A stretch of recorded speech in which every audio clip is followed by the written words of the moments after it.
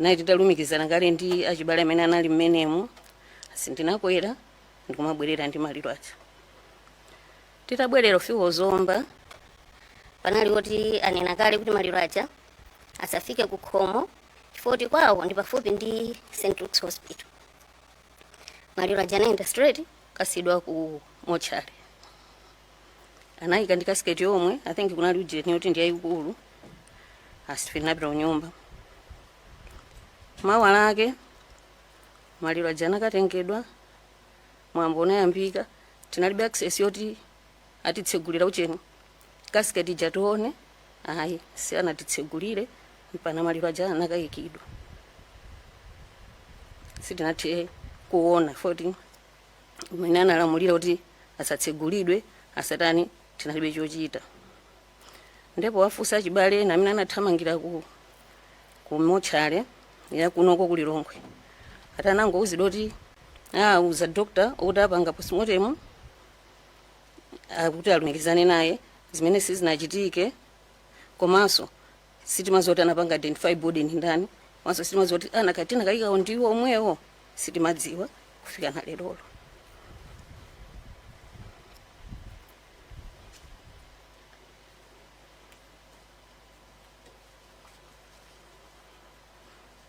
Nengi ningalongosole moteromo imene ndilekeze pomwepo. Tupempeni time ka 1 minute kupereka ulemu.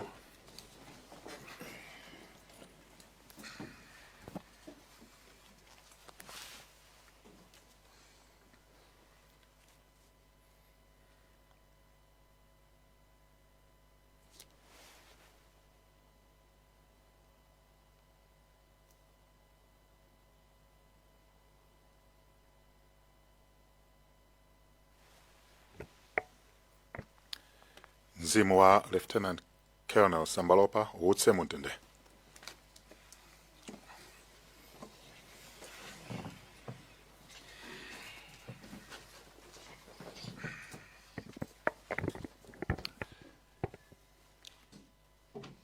Tutokoze ulimadi pasatsarane wang chimene mukudziwa.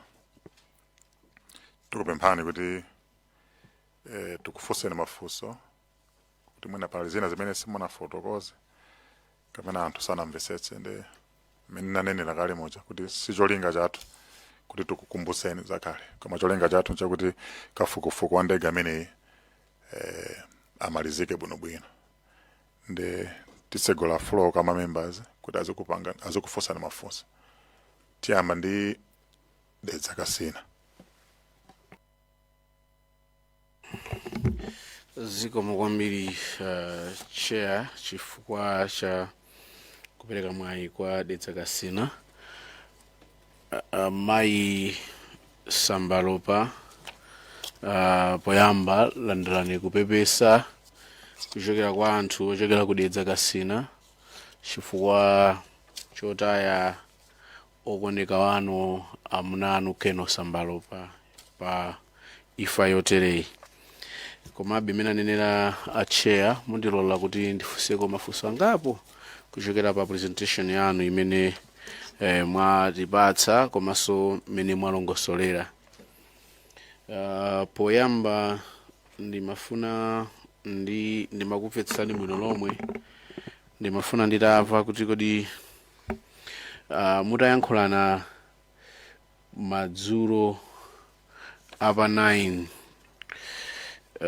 Juni mwanena kuti anakuwuzani kuti afika koma anali ndi mwina panali zovuta anatsika chifukwa cha nyengo ya tsiku imenelo. Mchizungu mwanu mwagwisa kuti great difficulty because he landed with great difficulty because the weather was bad. Nyengo inali yoyipa ya tsiku limene pa 9. Ndiye amatero kuti akukagona chifukwa kuti amava kuzizira kwambiri. Sindinavepo kuti ulendo wawo wa pa 10 ngati anakuwuzani chifukwa pa 10 mutero kuti munangopatsana morning mamawa pa 7 imene anakuyankhani past 8 ndi imene munayankhulirana. Ndimafuna nditamva kuti kodi ulendo wawo wa pa 10 obwera kudzatenga vice president anakuwuzani? Zikomo kwambiri chair ndi komiti yonse sanandiuze chilichonse. Ndinangowapatsa moni mamawa ndikundiyankha sitinakhale ndi mpata kuti tinakambirana zina kuchoka pamoniyo basi. Panene paso mutakambirana kuti anafika nyengo inayo ipa kagona vozizira sananene kuti mawa ali ndi hayi anali sanandiuze chilichonse anangondilongosolera zimenezo zoti afika akumva uzizira agona. Tathokoza. Ndamva bwino lomwe kuti zitachitika izi anabwera kuntchito zakuwuzani kuti ndege yasowa, kuti musamvere kwa anthu ena. Anabwera Keno Ndokwe ndi Major Kalinga, koma zitachitika izo kupezeka kwache ndi za maliro simunalandire uthenga lonse mpaka na lero. Ndabweza ndi mveso bwino bwe. Atabwera Major Kalinga ndi Keno Ndokwe kukuzani kuti ndege imene amayendetsa munali ya munanu yasowa akuyang'anabe. Kupezeka kwa ndege ku maliro kudabwera uthenga lonse official ochokera kuntchito kwawo? Ayi sunabwere, ndinangoonera pa social media pomwepo. Ndi mwanenanso kuti maliro amene atachitika ali kumochale achibale atapita adawuzidwa kuti kukhala postmortem, koma adawapasanso nambala ya doctor amene adagwira ntchito imeneyi, koma sanapatsidwe mwayi okapanga identify kapena kukaona thupi la malemu mpaka na anamaliza kugwira ntchito imeneyo. Anangoona coffin itatu casket itatu panja kuapatsa kuti thupi la abale anu ndi ili. Palibe oluni mmodzi amene apanga confirm thupi la malemu wa mpaka na munakayika. Zikomo kwambiri chair. Anthu amene anali kumene kusuta anapatsa nambala koma anangouzidwa kuti apatsa doctor okuti akufamily azumikizana naye amene sanauzidwe kuti ndi uyu, komanso sanafusidwe kuti aliyense kuti alowa akapanga identify body ija kufika na anangotulutsa. Ndi mafuna kuti muthandize mutsimikize kuti munangopatsidwa casket ya malemu yonena kuti ndi thupi la malemu asambalopa mpaka mudayika. Palibe wachibale amene anaona ndi kutsimikiza kuti thupi ndi la asambalopa. Zikomo kwambiri chair ndi komiti yonse. Palibe anaona wachibale wina aliyense. Tusonyeza kuti titanena kuti simukudziwa amene munayikayo ndi m'bale wanu amuna anu simukudziwa yet? Situkudziwa foti tinalibe umboni sinangasiti nawo khale ndi mpata kuti tinakatha kuazindikira.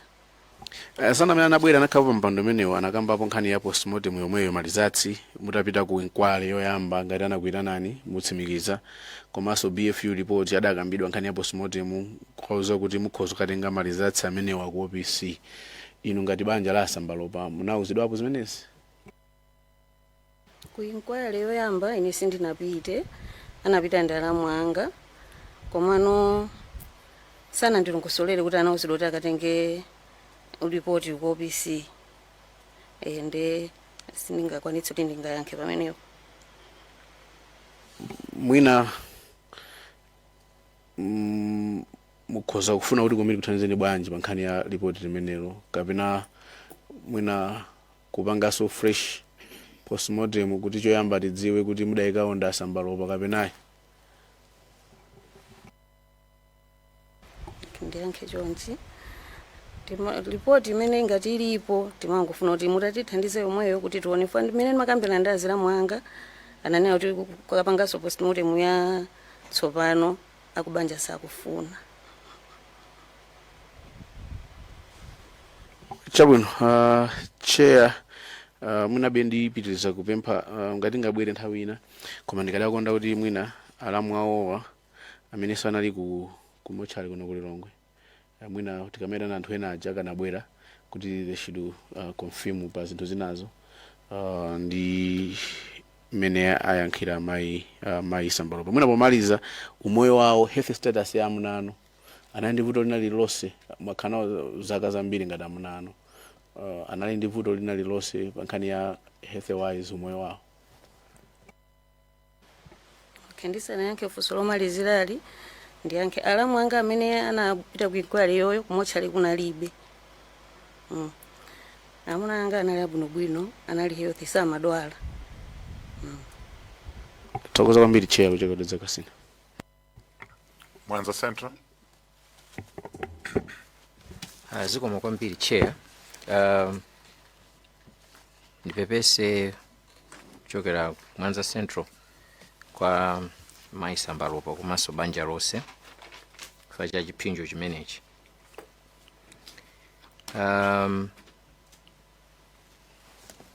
Ndinaona pa tsamba la Facebook patalembedwa nkhani. Page imeneyo inali ndi dzina lanu. Ndifuna ndingofunsa ngati page yodi ndi anu komanso munalemba zimenezo ndinu. Mawu ake anali otere: amunanga anafera zaeni ine 10 June 2024 sinzaiwala. Page imeneja ndi anu? Ayi, mene si page yanga. Komano sindikumboti nali page yanji. Panalidwa maudiozi omwe mzimayi wina amapanga accuse politician wina zinkhani zawo kumatchula ngati za zotera sing'anga kamati baba kamati chani mukulongosola kwawo ndayiwala sindinaziloweze bwinobwino. Ndo nditamvesera zimene zozo ndimene ndinalemba comment imeneyo koma siko page kwanga. Munayika comment imeneyo? Ndinayika comment imeneyo koma si page yanga. Koma imeneyo si page yanga. Sindingayikumbukire soti inali page yanji koma ndinalemba comment imeneyo chifukwa zimene ndinamva audio zimu. Okay. All right, chabwino. Ndiye kuti inali comment yomwe munagwiritsa ntchito page yanu, dzina lanu la pa Facebook.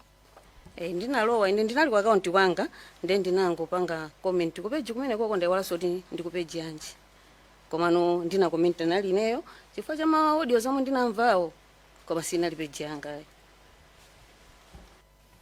Chabwino.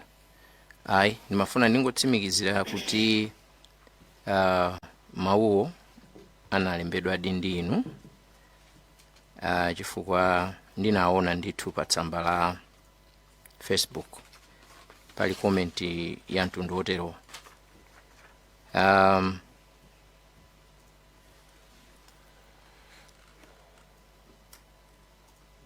Acheya mundilole mwina ndifunseko kuti mawu amene anali ndi tanthauzo lina lake kapena kuti mwina munangolemba kapena panali zaeni zimene mmazidziwa?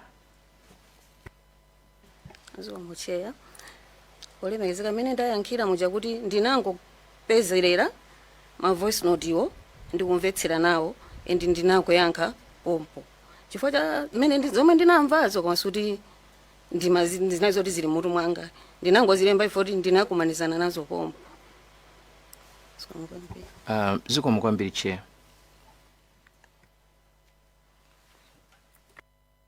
Pa Solomwelo munati munayankha facha zimene munamva zimene zinali pa audio. Panopa muli ndi mkwiyo kapena mulibe mkwiyo? Kwambiri cheya ndilibe mkwiyo wina uliwonse, izozo ndinangoziyankha kutengera ndi post yomwe ndinakumana nayo. Kwambiri atokoza lowa kwambiri cheya. Poyamba ndipepese mayi Sambalopa chifukwa cha imfa imene inagwa mnyumba mwanu. Nkhani ya ngozi ndiyovuta kwambiri, zimasiyana ndi maliro kuti matenda mwina mmazonda pa nyumba. Ndili ndi mafunso awiri atatu, koma funso loyambirira ndila kuti mukuonetsa kuti ino munadzamverera ma voice note pa Facebook. ndipo mutamverera ma voice note amenewo munadzayika comment yonena kuti amuna anu anafera zayeni. Ndimafuna mufotokoze mwatsatanetsatane kuti voice note imeneyi munali uthenga wotani umene unakupangisani kuti muyike comment imeneyo. Zikomo kwambiri Chair. Mene ndalongosolera kale kuti sindingazikumbukire ndi nali zoti zangochitika I think chakumene zimene zija koma ndanoti zinali zokhuza kuti anthu amapanga na accuse ngati za ufiti zoti kaya mayenda motani singati kulongosola ndayiwala koma zinali mmene momwe mu voice note imo tiwake mafuna kuti mwina mungofotokoza kuti za ufiti izo zimene anthu amakhala ngati akukambira nazo ma voice note zinali zokhuzana ndi ngozi yomwe ya ndege. Zinali zokhuzana be moteromo koma siningathe kulongosolano bwinobwino kuti zimalumikizana bwanji ndi ngozi ya ndege koma no zinali zoti anthuwo amadziwa zoti chinthucho chichitika mmene amalongosoleramo koma no sindingapeze ma voice note yo ndilibe koma no ndinamvetsera nkona linabwera comment imene yoyo. Ma voice note imene mwina mmatchulidwamo mayina a anthu amene mungathe kuwakumbukira nkutiuza kuti ku komiti kuno tithe kutsatira nkhani imene. Mayina ake amene ndingatchule ndi amene amatchulidwa ndi Patricia Kaliati zimayi amayankhula kumwe apanga accuse yonse ndikumudziwa wina amatchulidwayo kuti kumene amapita kaini ake yonse ndikukumbukira bwinobwino amati baba I think so koma amati wa ku Nigeria ndi anthu awiri amene ndingathe kutchula. Zikomo kwambiri. Ndimafuna kuchoka apa ndimafuna ndikufunseni kuti mwina pa ngozi imeneyi inuyo ngati mkazi wa Malemu Sambalopa mumakhala ndi mafunso osiyanasiyana amene mwina mayankho ake sanathe kupezeka. Mungathe mwina kuti fotokozera kuti mumakhala ndi mafunso a mtundu wanji kuti mwina komiti ino ithe kuwunikirapo pa mafunso ngati amenewo ngati mungakhale nawo. Zikomo kwambiri Chair ndi komiti yonse ineyo ndikanena kuti ndi mafunso ndinama koma ndimangofuna sisi kuti nditazadziwa kuti chinachitika ndi chani basi ndi chimene moyo wanga ndi akubanja kwathu timafuna. Zikomo kwambiri. A BFU anapanga kafukufuku ndipo mukafukufuku wawo amanena kuti ndege imene inagwa kunthungwa kuchikangawa inali ili bwinobwino isanagwepo inalibe 49 yonse komano iwo mukafukufuku wawo amanena kuti chimene chinapanga contribute kwambiri kuti ndege ija ipezeke kuti yachita ngozi inali nyengo. Ndipo mu report lawo final report imene anatulutsa BFU anayikapo zithunzi za ku satellite za kunthungwako zosonyeza nyengo mmene inalili pa page 59 ya report limenelo.